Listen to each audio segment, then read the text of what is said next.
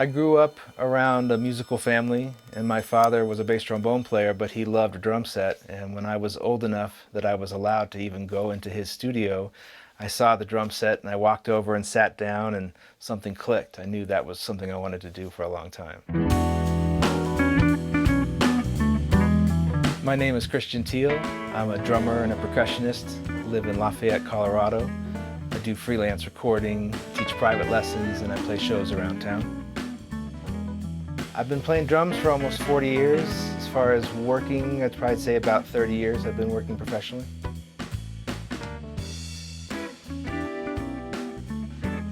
My dad was Teele. He was a first call bass trombone player in the Los Angeles soundtrack scene, and he worked for over 50 years doing various movies. He did the original Planet of the Apes and the remakes of the Planet of the Apes. So that kind of gives you the arc of his career. Sometimes he would take me along to a session. He would set me back by the drummers and he would say, "Don't make a sound," because he was very adamant about the fact that a room full of, 80 or 90 musicians all on the clock, every second was a lot of money going by. So I would hang out by the percussionists and check out their collections, and they were all great.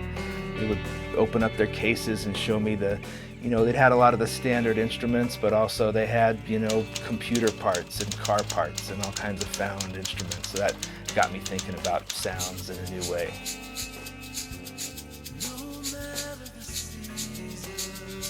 I've made a point of trying to study as many different styles of music as I can.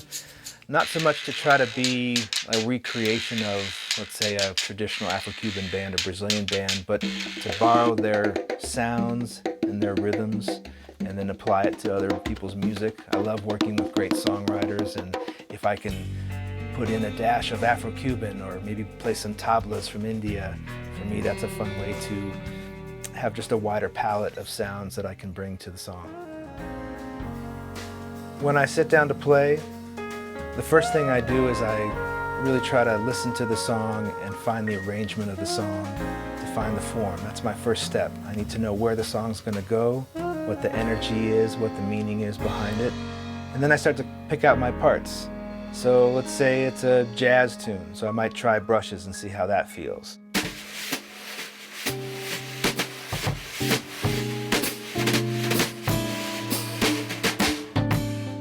Or maybe it could be a folk song, a singer-songwriter type of song, where there could be room to try different types of grooves. I might try something open and more simple.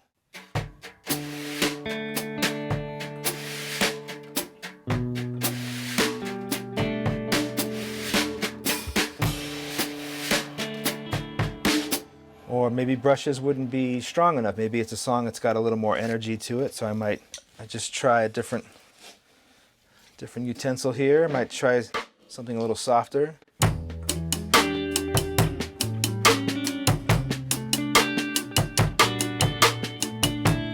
I also play percussion, and very often I might find that a song might not need drum set. Sometimes drum set might be too much. So I might try exploring other percussion instruments, maybe something that's like a standard percussion instrument like congas from Cuba or cajon from Peru.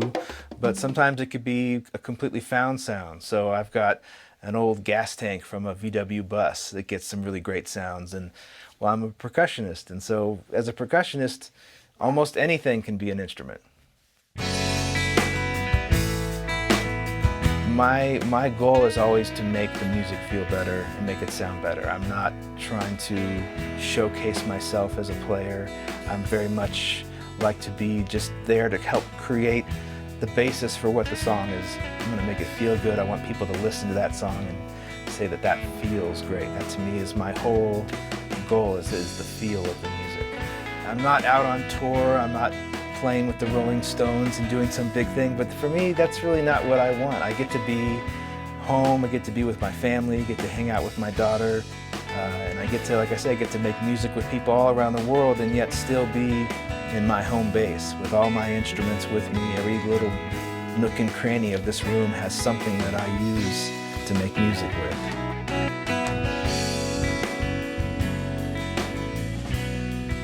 Over the years, I've made a habit of visiting as many music stores as I can and checking out what they might have, but also very often a world import store that deals with art and furniture might also have a couple random instruments. And sometimes they can be more to look at than to play, but every once in a while I get lucky and find something at an import store. Also, all my friends know what I do, and so very often if someone has an old tambourine that they're not using and they say, "Hey, Christian, you want this tambourine?" So many of the instruments here have been just gifts from people that I've encountered over the years, bands I've played in.